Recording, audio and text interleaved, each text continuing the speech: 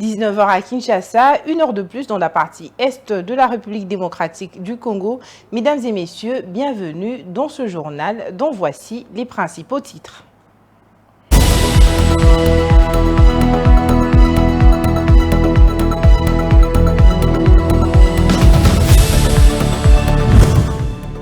Ce mercredi à Kinshasa, le président Félix Tshisekedi a officié la cérémonie inaugurale de la matinée dédiée à l'emploi, organisée par l'Office national de l'emploi ONEM, dans l'optique de forger un avenir professionnel robuste en République démocratique du Congo. Cet événement découle de la vision du président Tshisekedi visant à créer plus de 6,4 millions d'emplois d'ici 2028.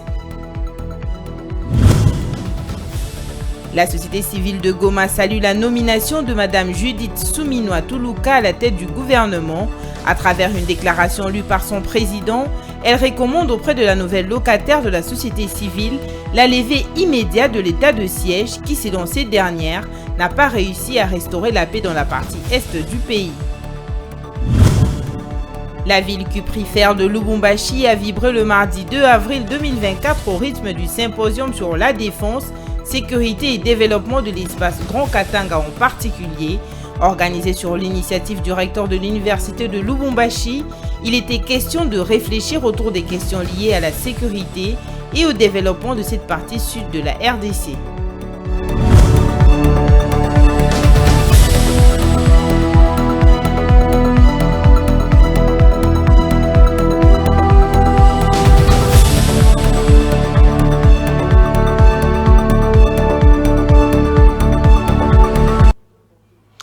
Mesdames et messieurs, bonsoir. À la une de l'actualité, le président Félix-Antoine Tshisekedi a lancé ce mercredi 3 avril 2024 à Kinshasa la matinée de l'emploi organisée par l'Office national de l'emploi, ONEM en sigle, avec pour objectif de créer un avenir professionnel solide en République démocratique du Congo.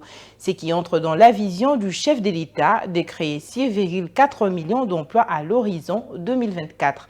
Ronta lui est là pour le compte de la rédaction.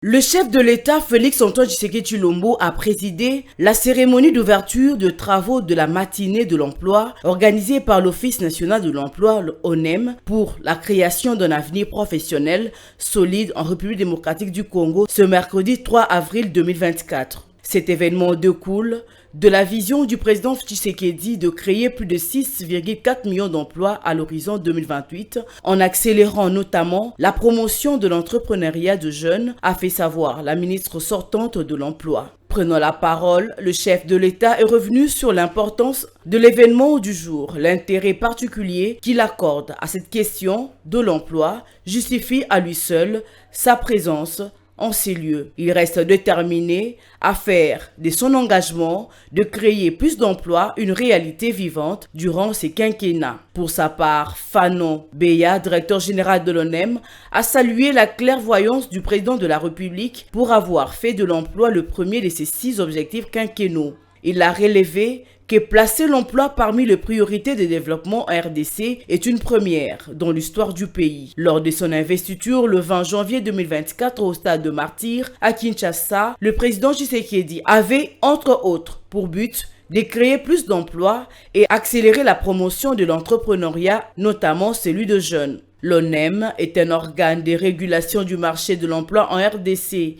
Il a pour mission l'enregistrement de demandeurs d'emploi, la délivrance de cartes des demandeurs, le visa de contrat de travail, la protection d'offres d'emploi, la collecte, le traitement et la diffusion des statistiques liées au marché de l'emploi en RDC.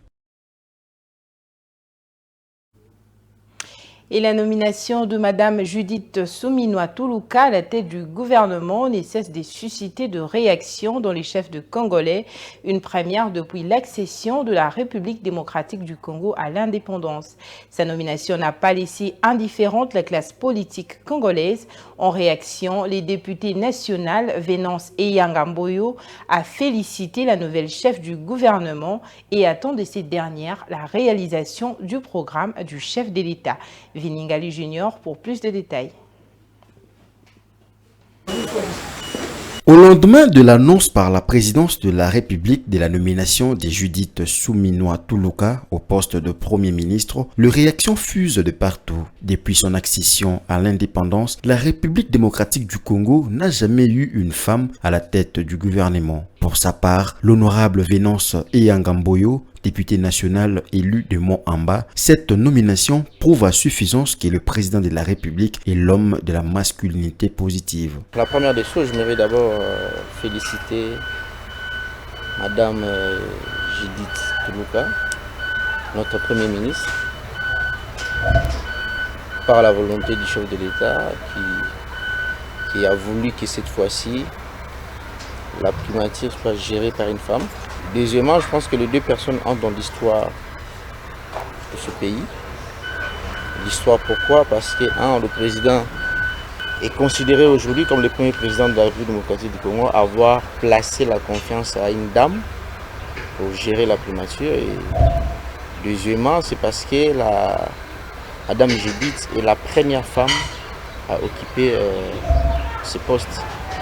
Difficile pour l'élu de Mont-Amba de juger la nouvelle chef du gouvernement. Pour ces derniers, le choix du chef de l'État est judicieux. Je pense que ça serait très vite de dire oui ou non si elle sera à la hauteur.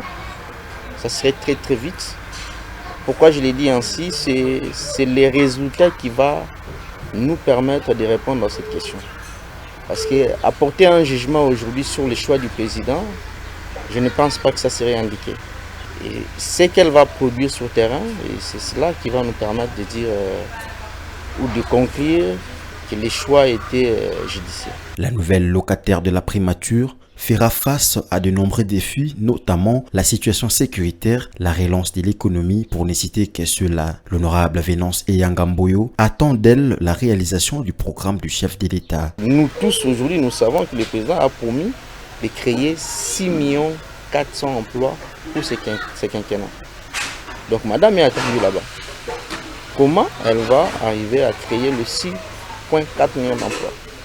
Nous tous aujourd'hui, nous savons que le président a dit, parmi ses engagements, plus de pouvoir d'achat, c'est-à-dire compresser le taux d'échange aujourd'hui qui déstabilise un peu la consommation de nous tous ici. Nous attendons voir comment elle va répondre à cet engagement-là. Bref, nous lui faisons confiance et nous espérons qu'elle sera capable de matérialiser les engagements du président et de bien suivre les 3 initiatives présidentielles pour que le mandat du président soit effectivement un mandat axé sur les résultats. A noter que Judith Suminwa Tuluka est la première femme de l'histoire de la RDC à occuper les fonctions de Premier ministre.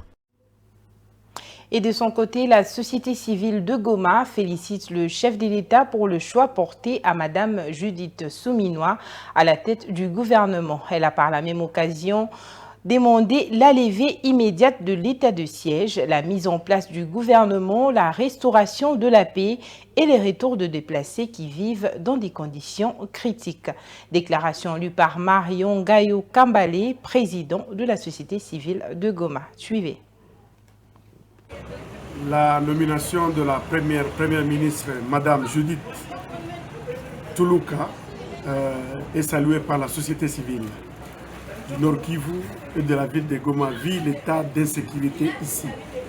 Nous pensons que ce n'est pas le sexe ni le genre qui dirige, mais c'est surtout les compétences et surtout les personnes autour de la première ministre qui ont un plan du pays, un plan concret, un plan qui est financé. Et donc, nous pensons qu'aujourd'hui, il faut précipiter la mise en place du gouvernement.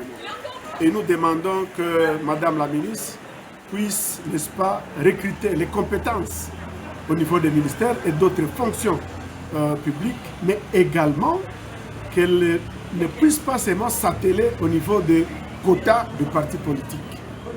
Aujourd'hui, la population attend la mise en place d'un gouvernement. Ce gouvernement qui doit, n'est-ce pas, penser à la vie, à la survie des personnes et pour les actions suivantes, vaincre les rebelles et le retour des déplacés, et parce qu'ils vivent dans des conditions critiques, le retour à la paix et à la sécurité. de réformer l'armée, de réformer les stratégies, les commandements à changer, la logistique adéquate à doter et le renseignement militaire à prendre avec efficacité. Nous avons besoin de routes, nous avons besoin d'ouverture encore des routes de dessertes agricoles, la stabilisation de la monnaie que nous appelons taux d'échange, l'éducation de qualité et non seulement gratuite, les paiements réguliers des fonctionnaires de l'État, mais également la santé pour tous. Nous demandons la levée immédiate de l'état de siège dans les provinces du Nord Kivu et de l'Ituri, car ils n'ont pas réussi à ramener la paix, à asseoir l'autorité de l'État. Et du côté de l'opposition, la nomination de Judith Souminois est perçue comme un non-événement. Francis Moulaja Kabamba, président du mouvement des Patriotes pour la démocratie et membre du présidium de l'AMUCA, a exprimé sa déception par le fait que cette nomination n'a pas tenu compte des défis majeurs du pays, mais plutôt des reconnaissances de celle qui a été portée à la primature qui ne pourra pas s'opposer au détournement. Il répondait aux questions de Ronta Luyela. Suivez. Dans le temps normal, nous aurons applaudi. Mais en réalité, qu'est-ce qu'il faut féliciter, madame? Féliciter une volonté très manifeste de ne pas avoir un premier ministre de poigne. Un premier ministre capable de comprimer les dépenses de l'État qui sont faites actuellement. Un premier ministre qui ne sera pas capable de dire non au détournement. Donc cette nomination, c'est une nomination qui est faite dans l'unique but de créer ce que vous appelez dans le terme journalistique le buzz. Pour que les messieurs trouvent, pour que les gens trouvent un nouveau vocabulaire, que nous sommes le premier à avoir nommé une femme à la tête du gouvernement. Alors que ce n'est pas ce que les femmes veulent. Parce que l'émancipation de la femme passe par l'effort de la femme que la femme aurait fourni, qui l'impose en politique de gagner le poste de Premier ministre. Pas une nomination où une femme est portée au dos pour qu'enfin qu'elle soit là pour être reconnaissante de celui qui a fait de lui Premier ministre. Non, l'émancipation de la femme ne passe pas par le parachutage de la femme. Et aujourd'hui, le Congo est en train de vivre le pire de son histoire avec une crise multiforme, une crise politique aiguë qui demande des réflexions, qui demande des dirigeants de poigne, pas des technocrates. Donc nous comprenons que ce régime n'est pas là pour résoudre le problème de la population congolaise. Alors tout ce que les gens de ce régime veulent, c'est d'avoir des gens qui doivent les être soumis, des personnes qui doivent être là pour obéir au doigt et à l'œil. Il n'y a pas un événement ici et au contraire c'est une déception de voir que le pays va très mal, mais le régime est en train de penser plus à la jouissance. Processus électoral à présent, l'élection des gouverneurs est fixée en date du 26 mai 2024 dans les provinces du Mai-Ndombe et Nord Kivu et celle de gouverneurs dans la province de Mai-Ndombe au 1er juin. C'est ce qu'a annoncé le communiqué de la Commission électorale nationale indépendante publié le mardi 2 avril dans la soirée. Regardez. Suite à la décision de la Cour constitutionnelle de prolonger les mandats des députés élus dans les circonscriptions électorales de Kwamouth dans la province de Mai-Ndombe, de Rutshuru et Masisi dans la province du Nord Kivu, le bureau de réception et de traitement des candidatures, BRTC, seront ouverts du 6 au 20 avril pour les dites élections. Le 2 mai 2024, les listes provisoires des candidats au poste de gouverneur et vice-gouverneur pour la province de Mai-Ndombe seront publiées du 3 au 11 mai. Une période de contentieux de candidature sera ouverte dans la même province. Et enfin, le 19 mai 2024, les listes définitives des candidats sénateurs dans les deux provinces, ainsi que celles du gouverneur et de son vice dans la province de Mai-Ndombe seront publiées. La CENI a également précisé que l'élection du gouverneur et du vice-gouverneur de la province du Nord Kivu, sous le régime de l'état de siège, sera organisée dès que les conditions sécuritaires le permettront. En ce qui concerne concerne la reprise des élections législatives et provinciales dans les circonscriptions électorales de Massi-Manimba dans la province de Kwilu et Yakoma dans la province du Nord-Ubangi, un calendrier réaménagé sera rendu public ultérieurement. La centrale électorale prévient que l'exécution de ce chronogramme est tributaire de la disponibilité des moyens financiers pour son déroulement. Rendons-nous à présent dans la province du Haut-Katanga où un symposium sur la défense, sécurité et développement de la RDC en général et de l'espace Grand Katanga en particulier a eu lieu le mardi 2 avril 2024 dans la ville de Lubumbashi, chef-lieu de la dite province, sur la salle de conférence Monseigneur Chibangu Chichiku de l'université de Lubumbashi qui a servi de cadre à ces assises qui ont réuni les autorités des provinces du Lualaba et du Haut-Katanga. Les personnalités venues de ces provinces issues du démembrement du Grand Katanga s'y sont retrouvées pour réfléchir autour de plusieurs questions. Suivez. La défense, la sécurité et le développement de la République démocratique du Congo, c'est autour de ces thématiques qu'ont été axées les réflexions des personnalités et des scientifiques à l'université de Lubumbashi. Organisée sur l'initiative du recteur de l'université de Lubumbashi, le professeur Gilbert Futula, les officiers militaires et policiers, les représentants et les gouverneurs du Haut-Lomami, du Tanganyika, du Lualaba et le gouverneur du Haut-Katanga, Jacques Kiabula, les professeurs de l'université de Lubumbashi, ainsi que les autres instituts supérieurs ont répondu présents à ces rendez-vous. Prenant la parole pour la conférence inaugurale, le commandant de la 22e région militaire, le général-major Eddie Kapens, a abordé l'aspect défense et sécurité dans l'espace Grand Katanga. Il a invité tous les habitants de l'espace Grand Katanga à rejeter toute idée de la violence et de la guerre pour favoriser la paix et le développement. Présent à ce forum, le gouverneur du Haut-Katanga, Jacques Kiabula, a salué l'initiative prise par l'université de Lubumbashi et la 22e région militaire en vue de la cohésion sociale et le développement dans le Grand Katanga. Qui vient d'être lancée par la région militaire ainsi que l'université de Lubumbashi. Et nous avons salué l'initiative en tant que représentant du président de la République, Félix Antoine Tshisekedi, dans la province du Haut-Katanga. Pourquoi nous avons salué l'initiative où l'objectif de ces assises consiste à sensibiliser la population sur les biens fondés de la sécurité, la paix et la cohésion sociale. Vivant dans une province en proie à l'insécurité récurrente, Isabelle Liamba, gouverneure du Haut-Lomami, est venue avec les membres du Conseil de sécurité de sa province pour profiter des expériences des autres provinces en matière de défense et sécurité. Les réflexions de ce forum s'y sont bien déroulées et le symposium, ouvert le mardi, s'est clôturé ce mercredi 3 avril 2024 avec des recommandations et réflexions qui permettront aux autorités et aux populations de l'espace Grand Katanga de vivre dans la sécurité, la paix et le développement.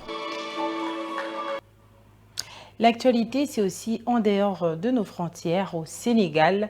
Le nouveau président Bassirou Diomaye Faye, après une décision historique en nommant son principal soutien, Ousmane Sonko, au poste de Premier ministre, marquant ainsi son premier acte en tant que président. Cette nomination symbolise la victoire de deux hommes qui ont su manœuvrer habilement pour remporter cette élection. Ousmane Sonko, très populaire, mais empêché de se présenter en raison d'une condamnation judiciaire, a cédé sa place à son numéro 2, jusqu'alors peu connu. Diane Mbonga pour les détails. Merci, Monsieur le Secrétaire général de la Présidence de la République. Cette stratégie s'est révélée être un coup gagnant, avec une victoire écrasante de l'opposition dès le premier tour, avec 54% de voix. Opposant farouche de l'ancien président Macky Sall, Ousmane Sonko est très apprécié par la jeunesse sénégalaise. Malgré son exclusion de l'élection présidentielle en raison de cette condamnation pour diffamation, il a maintenu son innocence. Sous le slogan Diomaye et Sonko, Ousmane Sonko a encouragé ses partisans à voter en faveur de son principal allié, Bassirou Diomaye Faye, qui a finalement remporté une victoire éclatante dès le premier tour avec plus de 54% de suffrages. Après sa nomination, Ousmane Sonko a affirmé qu'il présenterait à Bassirou Diomaye Faye une liste complète des nominations ministérielles proposées pour approbation. Il a également souligné l'importance de partager les responsabilités et de soutenir les nouveaux présidents dans cette tâche ardue. Cette nomination marque le début d'une nouvelle ère pour le Sénégal avec une équipe dirigeante déterminée à répondre aux attentes du peuple et à relever le défi qui s'y présente. Le discours du président de la République, Bassirou Diomaye Diakhar Faye, après sa prestation de serment. Terminons ce journal avec le sport. Le Daring Club Motema Pembe a, à travers son président Paul Kassembe, signé le mardi 2 avril 2024 un contrat de partenariat avec l'ancien président de l'Olympique de Marseille, Jacques-Henri Hérault. Cet accord vise à promouvoir le football local, également à valoriser les talents et atteindre les objectifs de ce club. Enoch Kalanji pour les détails. J'ai eu la chance d'échanger hier et aujourd'hui encore. La visite tant entendue de Jacques-Henri Hérault, ancien président du club français de l'Olympique de Marseille en République démocratique du Congo, a été couronnée de succès avec la formalisation de cet accord historique avec le Daring Club Motema Pembe. Au-delà de simples signatures sur un document, cet acte symbolise un engagement profond envers la promotion du football local et le développement des talents au sein du Daring Club Motema Pembe. Les pourparlers ont été précédés par une exploration minutieuse des infrastructures du complexe omnisport du stade de Martyrs. Cette visite souligne ainsi l'importance accordée à l'amélioration des installations sportives et l'essor du football congolais dans son ensemble. Jacques-Henri Hérault, fort de son expérience et sa vision stratégique, s'est engagé à apporter son soutien inestimable au mythique club congolais, le Daring Club Motema Pembe. Dans sa quête de rayonnement de le succès sur la scène nationale et internationale, cette collaboration promet d'ouvrir la nouvelle perspective et de stimuler la croissance du football congolais tout en favorisant l'émergence et la mise en valeur de jeunes talents au sein du Daring Club Motema Pembe. Voilà, c'est cet élément qui marque la fin de ce journal. Mais avant de nous séparer complètement, je vous rappelle les principaux titres.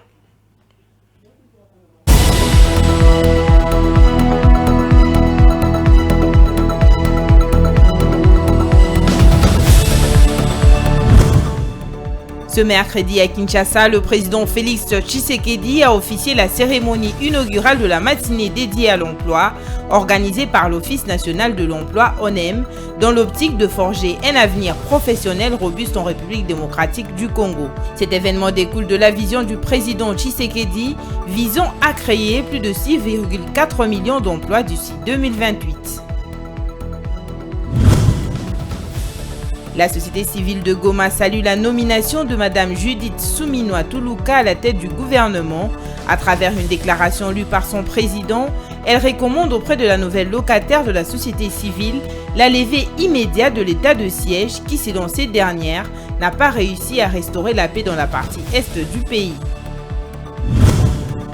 La ville cuprifère de Lubumbashi a vibré le mardi 2 avril 2024 au rythme du symposium sur la défense, sécurité et développement de l'espace Grand Katanga en particulier. Organisé sur l'initiative du recteur de l'université de Lubumbashi, il était question de réfléchir autour des questions liées à la sécurité et au développement de cette partie sud de la RDC.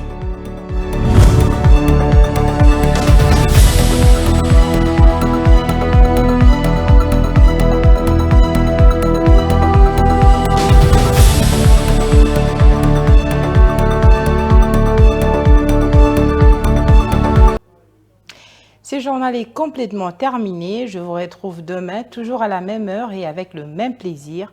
D'ici là, bonne suite de programmes sur Mondico Télévision. Bonsoir chez vous.